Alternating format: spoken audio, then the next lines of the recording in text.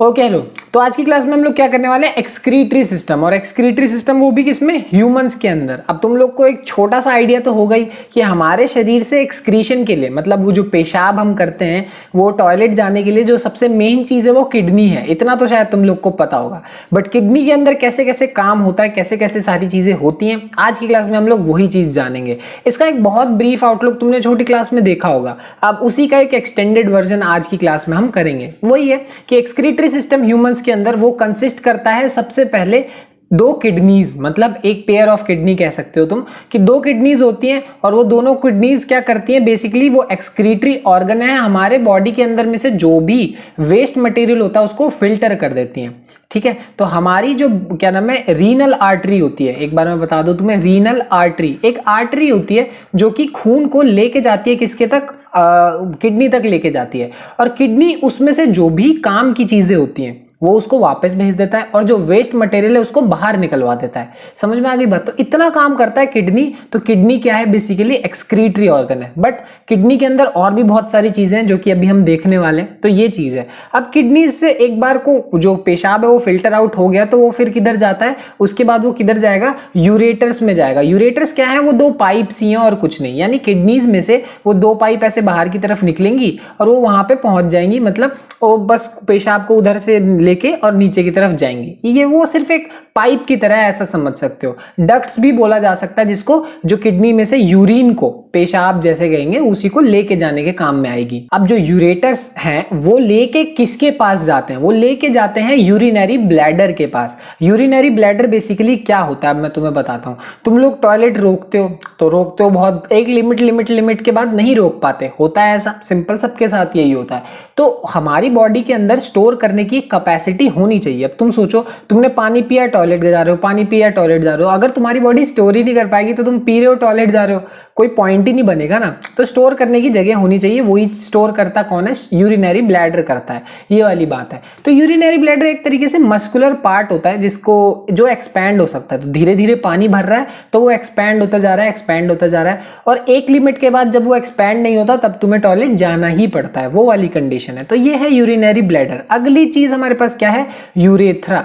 तो यूरेथ्रा क्या होता है, हमारे चैनल का एक्सटीरियर। मतलब अब जो हमारा यूरिन है वो हमारे शरीर से बाहर जाएगा, और किसके थ्रू जाएगा, यूरेथ्रा के थ्रू जाएगा। ये मत सोचना कि यूरेथ्रा वही चीज है जो तुम लोग मतलब टॉयलेट जाते समय यूज करते हो। नहीं नहीं, जब तुम टॉयलेट जाते हो और जो चीज तुम्हें विजिबल होती है बाहर से, वो अलग चीज है। उसके बारे में मैं डिटेल में तुम्हें रिप्रोडक्शन में पढ़ा दूंगा और उसके बारे में सब कुछ जान लेना। बट ये यूरेथ्रा सिंपली एक पाइप है, एक चैनल है एक्सटीरियर की तरफ। यानी अब जो पेशाब है वो बाहर तक ले जाने का एक माध्यम कह सकते हो उसको। समझ में आ रही बात? तो ये वो चीज नहीं है जो तुम सोच रहे हो, नहीं वो नहीं है। बट ये अंदर तुम्हारे शरीर के अंदर होती है। ठीक है, तो अब नेक्स्ट चीज जो कि बहुत इंपॉर्टेंट है, और वो क्या है, अब जो मैंने जैसा कि तुम्हें बताया कि किडनीज के अंदर सारा का सारा काम होता है, बट किडनी के अंदर भी बहुत सारी चीजें होती हैं जो काम वो किडनी के लिए करती हैं। एक्चुअली कह सकते हो वो किडनी का ही हिस्सा है। ठीक है, तो नेफ्रॉन बोलते हैं इसको, और नेफ्रॉन क्या है, वो किडनी का हिस्सा है जो कि किडनी के लिए काम करके दे रहा है। अब एक बहुत बड़ा हेडक्वार्टर है, उस हेडक्वार्टर में से बहुत छोटे छोटे पार्ट्स होंगे, बड़ी सी बिल्डिंग के छोटे छोटे पार्ट होंगे, और वो पूरी बिल्डिंग मिलके एक काम करती है। बट उस बिल्डिंग का जो भी काम है वो एक छोटे छोटे, हर रूम से छोटा छोटा काम होता आ रहा है। वैसा ही नेफ्रॉन है। नेफ्रॉन बेसिकली क्या होता है, माइक्रोस्कोपिक स्ट्रक्चर, बहुत छोटा सा स्ट्रक्चर है जो कि क्या होता है, किडनी का फंक्शनल यूनिट होता है। यानी किडनी जो भी साफ सुथरा करने का काम कर रही है ना, फिल्टर करने का काम कर रही है, वो किडनी का एक्चुअल में कौन सा पार्ट करता है, नेफ्रॉन करता है। ये वाली बात है। तो किडनी के अंदर ही नेफ्रॉन प्रेजेंट होता है। काफी कॉम्प्लेक्स स्ट्रक्चर है, देख सकते हो। ये है नेफ्रॉन, जो कि किडनी के अंदर तुम्हें बहुत सारे देखने को मिल जाएंगे। किडनी के अंदर सिर्फ एक नेफ्रॉन नहीं होता, बहुत सारे नेफ्रॉन्स होते हैं। तो ये चीज है। अब नेफ्रॉन बहुत ही इंपॉर्टेंट चीज है। तो इसके फंक्शंस देख लेते हैं। तो ये जो फंक्शन है, इसके दो फंक्शन है।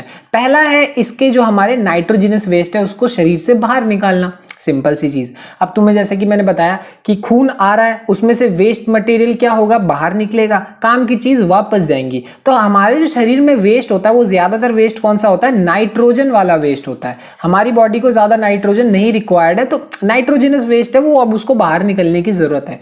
तो उसको बाहर निकालने का काम किसका है, नेफ्रॉन का है। ठीक है। दूसरी बात है वाटर और आयनिक बैलेंस को बनाए रखना। अब वाटर और आयनिक बैलेंस का क्या मतलब, तुमने सुना होगा पानी में मिनरल्स होते हैं, हमारे शरीर में आयंस होते हैं, आयंस का मतलब वो पॉजिटिव नेगेटिव वाला।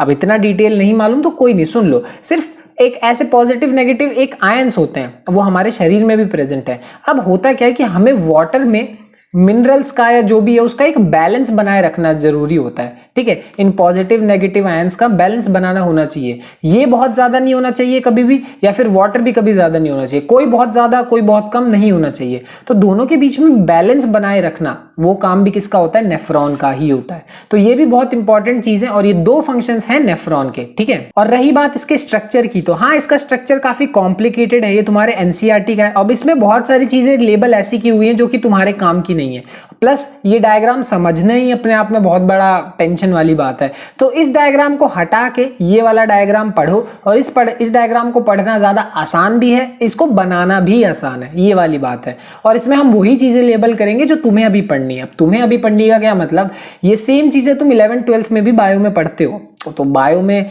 पढ़ते हो वहां पे और डिटेल में पढ़ोगे, तो वही चीजें कि और डिटेल में और चीजें आती चली जाएंगी, तब देख लेना। अभी जितना पढ़ना है उतना ही करेंगे, जरूरत से ज्यादा नहीं कर सकते, यही वाली बात है। तो ये वाला डायग्राम रहने दो, ये एनसीईआरटी का रहने दो, इसलिए क्योंकि वो डायग्राम बहुत ज्यादा क्या है, कॉम्प्लेक्स है। ये इजी है तो इसको यूज करते हैं, ठीक है। अब हम फाइनली सबसे इंपॉर्टेंट पार्ट पे आ गए कि जो यूरिन है वो कैसे फॉर्म होता है, जो हमारे शरीर में यूरिन है वो कैसे बनता है। ऐसे तो नहीं बन जाता कि मतलब बस फिल्टर हो गया, उसके अंदर बहुत सारे स्टेप्स होते हैं, बहुत सारे तो नहीं, सिर्फ 3 स्टेप्स होते हैं, और उन तीनों स्टेप्स को हम डिटेल में देखते हैं कि क्या क्या होता है। सारा काम नेफ्रॉन का है, तो नेफ्रॉन के अंदर का ही देखेंगे। सबसे पहले चीज ये नेफ्रॉन का डायग्राम, और इसमें हमारे पास सबसे पहला स्टेप क्या होता है, ग्लोमेरुलर फिल्टरेशन। अब जो क्या नाम है, ग्लोमेरुलर फिल्टरेशन कैसे कह सकते हो, ये बिल्कुल हमारे पास उसी वाले एग्जाम्पल की तरह है कि यहाँ पे 2 चीजें होती हैं, एक तो होता है ग्लोमेरुलस और दूसरा होता है बोमेंस कैप्सूल। अब ये क्या है कि हमारे शरीर में से नाइट्रोजनस वेस्ट हो गया, ग्लूकोज, वाटर, अमीनो एसिड, इन सबको फिल्टर कर देते हैं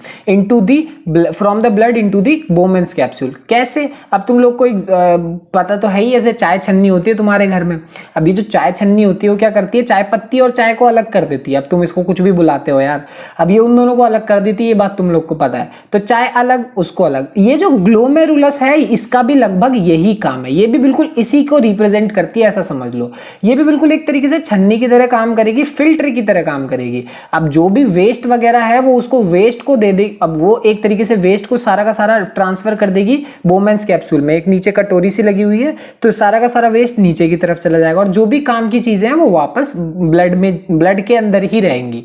तो ये चीज है, तो ये बहुत बढ़िया हाई लेवल छन्नी कह सकते हो इसको, है कि नहीं। अब ये चीज हो गई, ये जो सबसे पहला स्टेप है इसको बोलेंगे ग्लोमेरुलर फिल्टरेशन, क्योंकि यहाँ पे ग्लोमेरुलस फिल्टर की तरह काम कर रहा है, एक छन्नी की तरह काम कर रहा है, ऐसा समझ सकते हो। जो स्टेप नंबर 2 है, अब स्टेप नंबर 2 में क्या होता है कि यहाँ पे होता है ट्यूबुलर रीएब्जॉर्प्शन। अब ट्यूबुलर रीएब्जॉर्प्शन क्या मतलब है कि यहाँ पे एक होती है ट्यूब्यूल प्रेजेंट होती है, एक ट्यूब प्रेजेंट होती है, जैसे कि तुम देख सकते हो।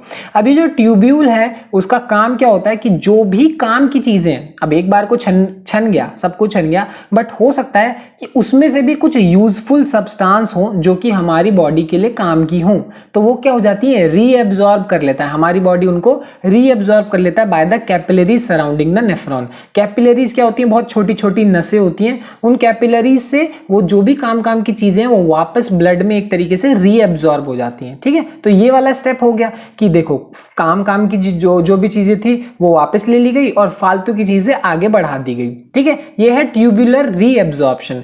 आखिरी चीज हमारे पास क्या है, सिक्रीशन। तो सिक्रीशन में क्या होने वाला है कि जो भी वेस्ट मटेरियल है अब वो बाहर की तरफ चला जाएगा। कहने का मतलब यूरिया हो गया, यूरिया इज द वेस्ट जो कि हमारी बॉडी बनाती है, नाइट्रोजन वगैरह वगैरह सब मिला के हैं, और इसमें जो एक्स्ट्रा वाटर होता है, सॉल्ट्स, ये सारी की सारी चीजें वो ट्यूब्यूल से चली जाती है, और ट्यूब्यूल से फिर किस में चली जाती है, कलेक्टिंग डक्ट में चली जाती है। ये जो पाइप देख रहे हो कलेक्टिंग डक्ट है। तो जैसे कि मैंने तुम्हें बताया किडनी में सिर्फ एक वो नहीं होता, एक नेफ्रॉन नहीं होता, तो एक नेफ्रॉन नहीं होता तो बहुत सारे नेफ्रॉन मिलके अपना वेस्ट देते रहते हैं, देखते रहते हैं, और वो जाके एक जगह कलेक्ट होता है, फिर वो कलेक्ट होके बाहर निकल जाता है उन पाइप से। सिंपल सी बात है। अब यहाँ पे वही है कि स्टेप बाय स्टेप तुम हर नाम से ही पता कर सकते हो कि उस स्टेप में हो क्या रहा हो। यहाँ पे ग्लोमेरुलर फिल्टरेशन है, तो ग्लोमेरुलस फिल्टर कर रहा होगा, छान दे रहा होगा।